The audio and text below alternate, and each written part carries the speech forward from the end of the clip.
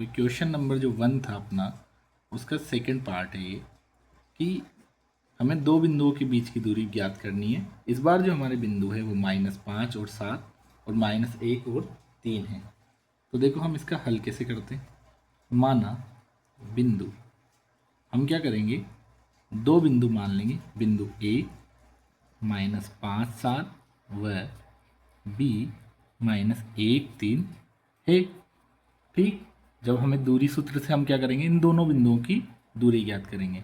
Exam में हमें क्या करना है, दूरी सूत्र से क्या लिख कर आना है, दूरी सूत्र से। सूत्र भी एग्जाम में लिख कर आना होता है, उसके भी नंबर अलग से होते हैं। तो पी क्यू x2 - x1 का स्क्वायर प्लस y2 - y1 का स्क्वायर, और पूरे के ऊपर क्या लगाना है, हमें अंडर रूट लगाना है। ठीक, अब हम क्या करेंगे, अतः हमें ए और बी के बीच की दूरी चाहिए, उसे हम कहेंगे ए बी।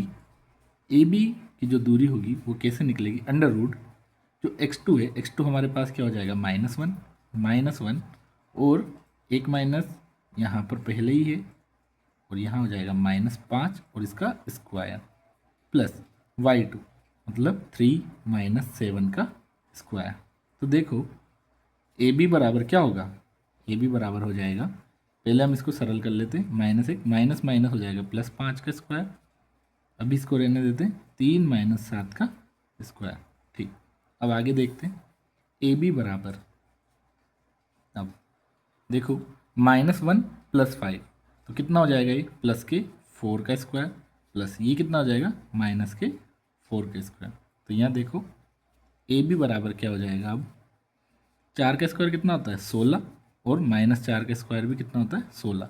देखो -4 का स्क्वायर जो होता है वो होता है -4 मल्टीप्लाई -4। अब माइनस माइनस मल्टीप्लाई हो गया +4 × 4 कितना हो जाएगा, 16। ठीक, चाहे आप माइनस का स्क्वायर निकालो या प्लस का, दोनों के आते हैं हमेशा सेम। अब देखो यहाँ से हमें निकालने के दो तरीके हैं, या तो मैं क्या करूँ, इन दोनों में से 16 कॉमन ले लूँ, 1 + 1, इस तरीके से हमारे पास हो जाएगा।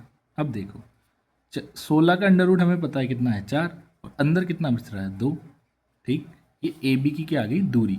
पर दूरी जो होती है उसके एक यूनिट भी होता है, तो हम यहाँ लिख देंगे, या तो लिख देंगे मात्रक या लिखा देंगे इकाई।